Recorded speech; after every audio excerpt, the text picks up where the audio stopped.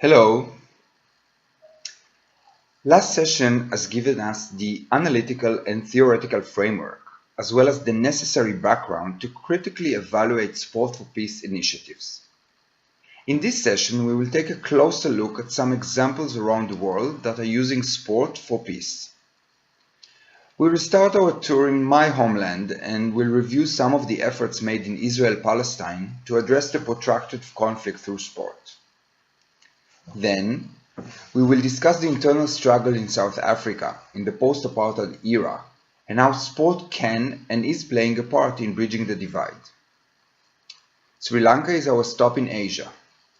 Although the armed conflict has ended, the impact from it on the torn and divided community is still noticeable, and sport plays a part in the collective healing process.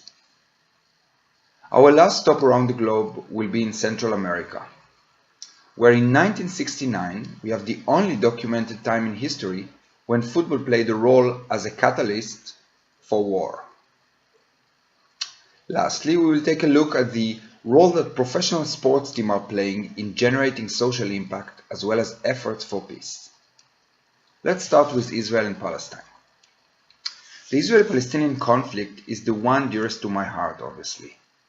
Not only that I'm an Israeli and a peace activist who wants to live through the day that this conflict will be over, for the purpose of this course specifically, I have a wide perspective and vast experience in various initiatives that aim to use sport for conflict resolution and peace building in my part of the world.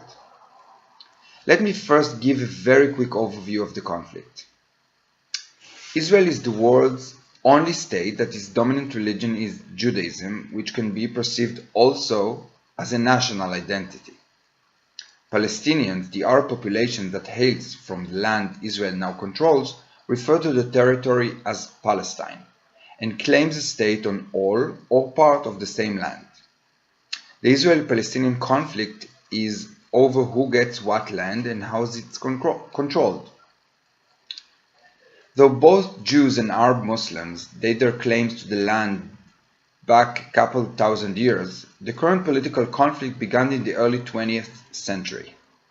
Jews, fleeing persecution in Europe, wanted to establish a national homeland in what was then an Arab and Muslim majority territory in the Ottoman and later British Empire.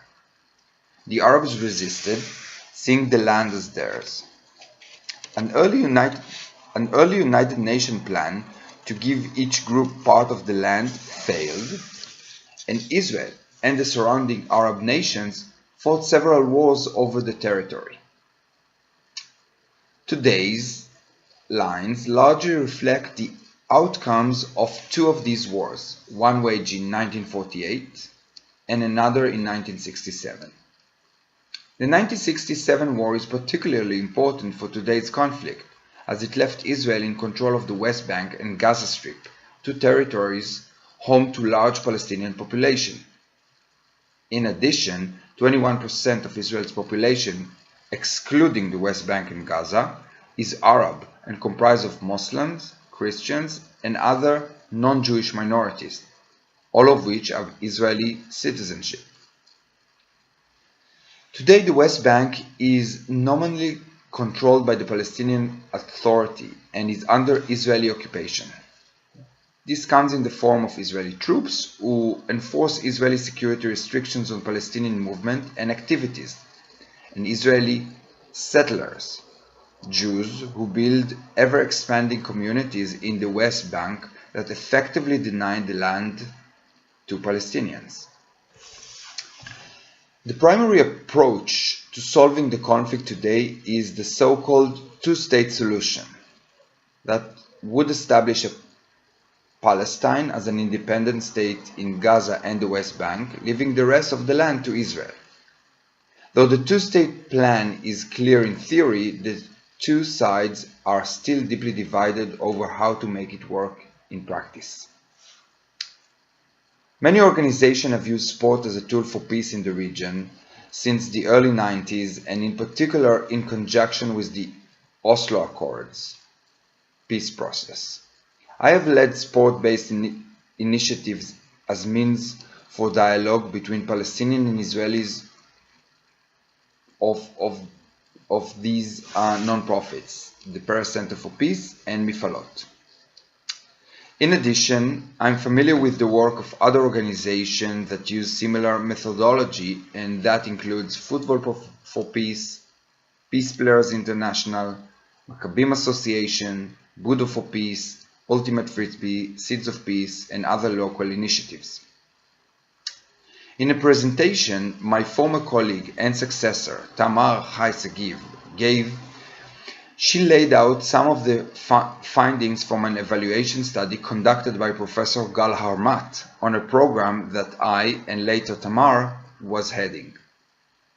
The program, called Twin Peace Sports School, is trying to address the two conflicting populations, Palestinians and Israelis youth, through the use of sport, mainly soccer and basketball.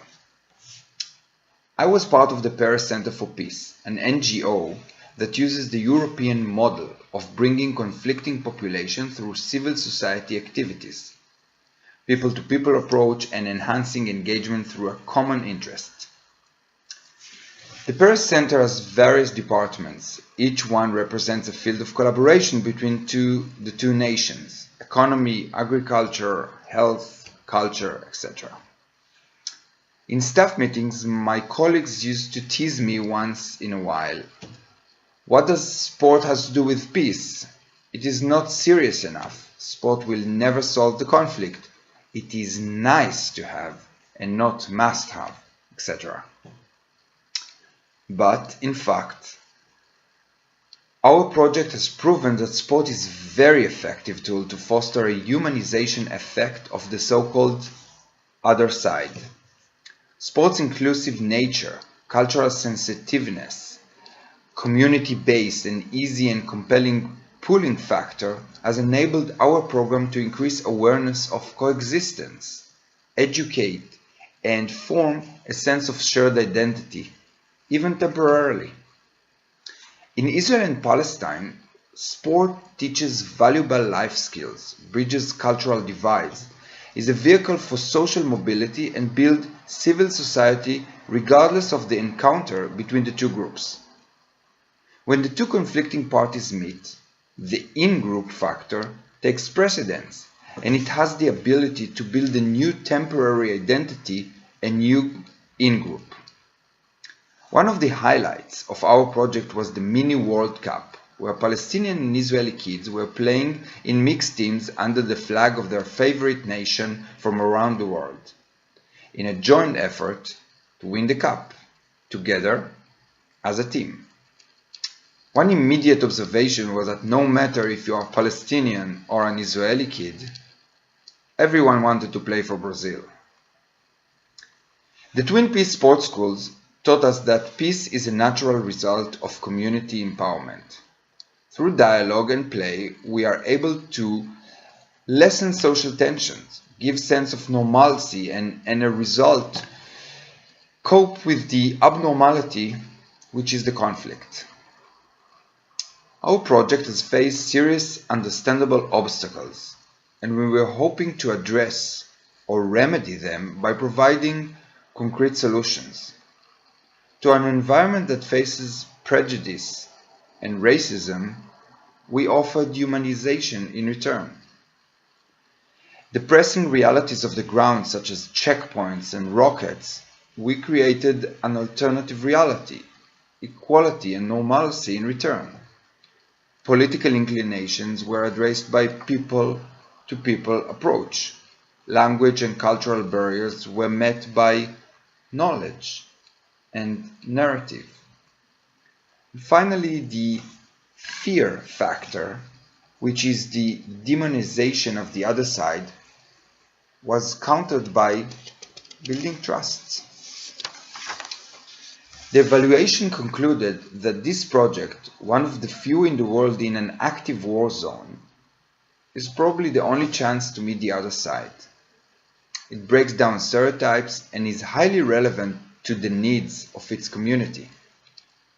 By promoting empathy and providing coaches networks that are local leader, we gain parental and community credibility and practice what has become a meaningful dialogue. Let's move on to another continent. The case of South Africa is different. It is not a cross-border conflict, but rather an internal one. The basis of this conflict was racial discrimination. As a short background, after the National Party gained power in South Africa in 1948, its all-white government immediately began enforcing existing policies of racial segregation under a system of legislation that is called apartheid. Under apartheid, non-white South Africans, a majority of the population, would be forced to live in separate areas from whites and use separate public facilities, and contact between the two groups would be limited. Despite strong and consistent opposition to apartheid within and outside of South Africa, its laws remained in effect for the better part of 50 years. In 1991, the government of President de Klerk began to repeal most of the legislation that provided the basis for apartheid. Mandela and de Klerk negotiated an end to apartheid and organized the 1994 multiracial general elections, in which Mandela led the African National Congress Party to victory and became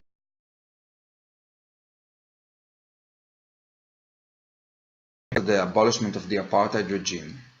South Africa is still facing with an internal divide between its diverse populations.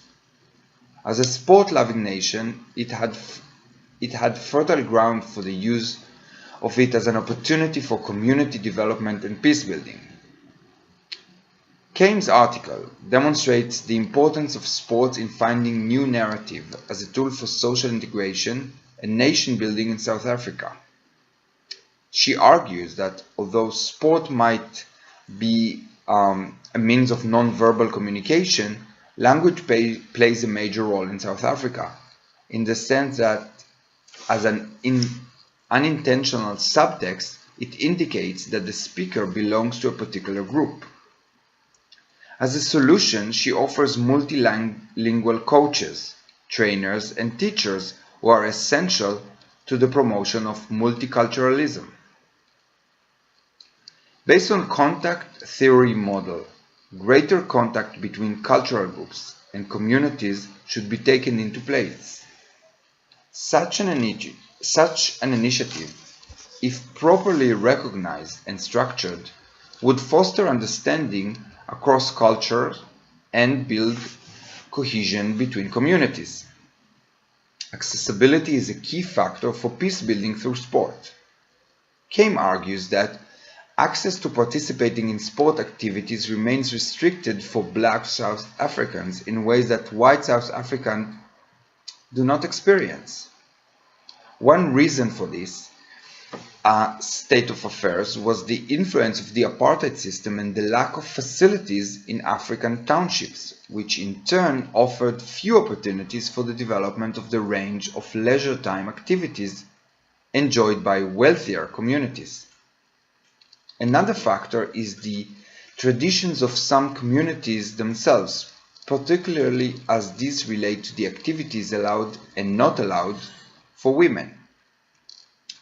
She concludes that sport can be a powerful tool for community development and peace building.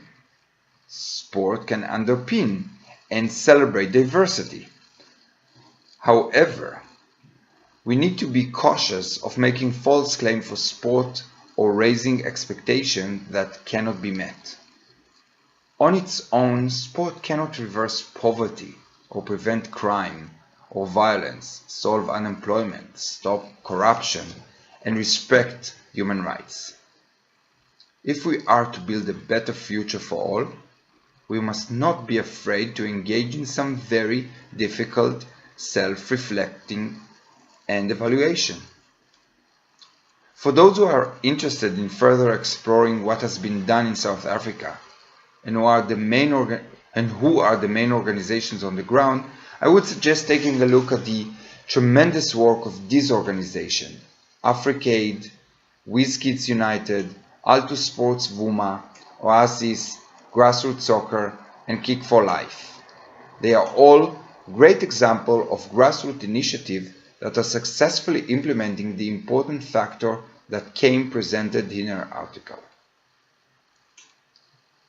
Moving on to Asia. Sri Lanka is our third example for today's session. Although an internal conflict, its basis is ethnic and religious differences. Sri Lanka has been ravaged by a long-running and bloody civil war. Due to ethnic tensions between the Buddhist Sinhalese majority and the Hindu Tamil minority, the conflict caused the lives of an estimated 80 to 100,000 citizens, and hundreds of thousands of civilians were displaced. Although the war ended in May 2009, ethnic division remained entrenched and human rights abuses are widespread. From May 2010 to May 2011, FC Basel and Football Club Social Alliance guest clubs, Tottenham Hotspur FC, were actively engaged in the former civil war region Mannar. After the end of the civil war in spring 2009, refugees had continuously returned. Back in their home village, they were confronted with numerous different problems and challenges. The aim of the education program was to offer vital new perspective to committed young people who strive to contribute to the development and reconciliation in the region after the conflict period. The Alliance supported this dedication of the young generation by offering a year-long education program to 28 young teachers and staff of local aid organizations. These young coaches were trained to act as social role models to the children. Apart from organizing football activity, they especially learned how to convey social topics and peace building through football.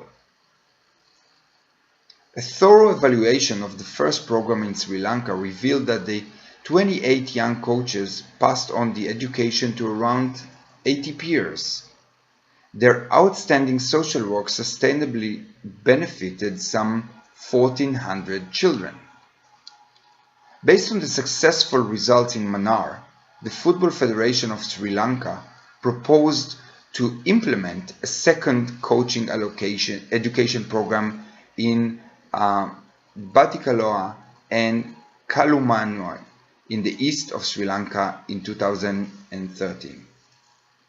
The Football Club Social Alliance, second project in Sri Lanka, aimed to facilitate a year-long education program for 28 young women and men.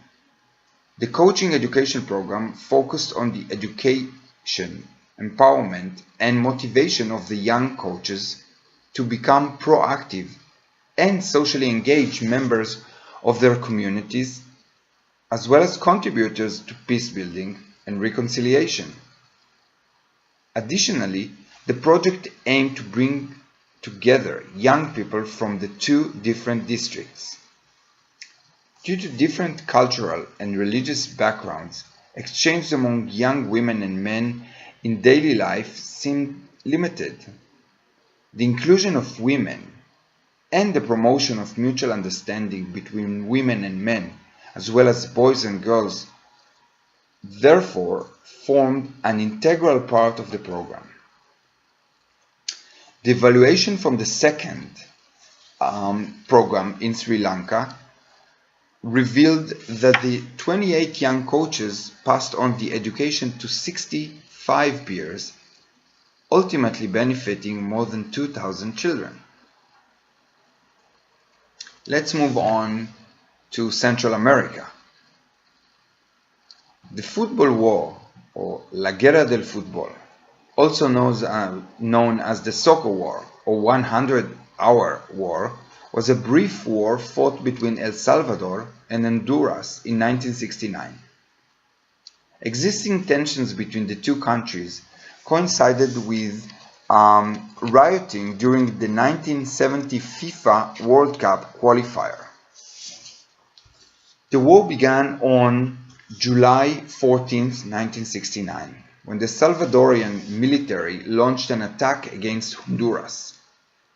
The Organization of American States, OAS, negotiated a ceasefire on the night of July 18th, hence the 100-hour war, which took full effect on July 20th. Salvadorian troops were withdrawn in early August. Although the nickname "football war" implies that the conflict was due to a football match, the causes of the war go much deeper. The roots were issues over land and reform in Honduras and immigration, and demographic problems in El Salvador.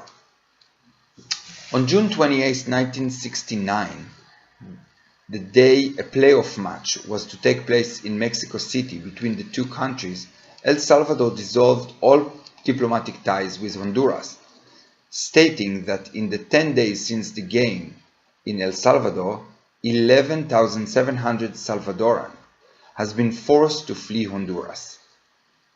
It said that as Honduras had done nothing to prevent murder, oppression, rape, plundering, and the mass explosion of Salvadorians, there was little point in maintaining relations. Late in the afternoon of July 14, 1969, the Salvadorians attacked Honduras. A ceasefire was arranged by the OAS on the night of July 18th.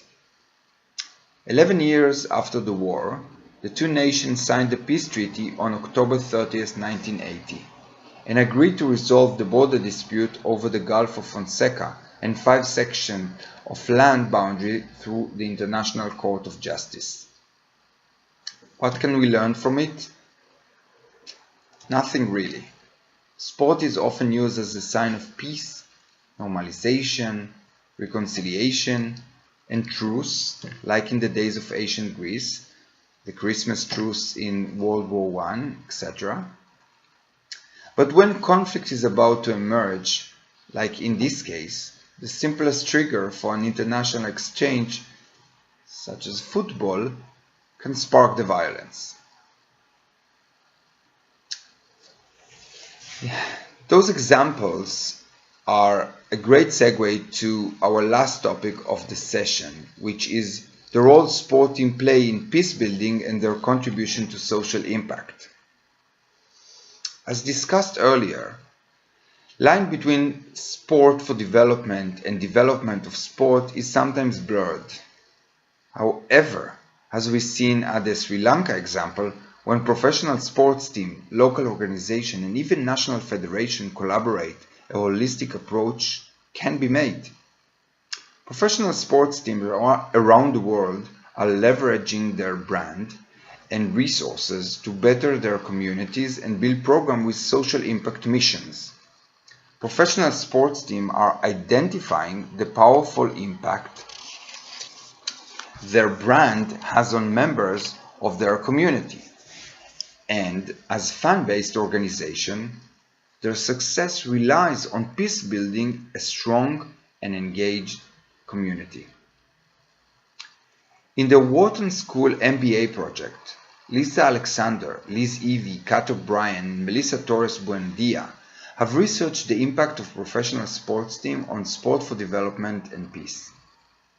The research included interviews with the social responsibility arms of the following professional clubs: Philadelphia Eagles, Atlanta Falcons, Chelsea FC, Tampa Bay Buccaneers, Everton FC, Tottenham Hotspurs, Derby County FC, San Francisco 49ers, Hapoel Tel Aviv, Jacksonville Jaguars, and Manchester United. The research is an interesting attempt that assesses the social impact of the professional clubs in non-professional sports arena, the one that we refer to as sport for development. The steps that they identified as crucial include: 1. Assessing the needs of the community. 2. Assessing organizational core competence and resources.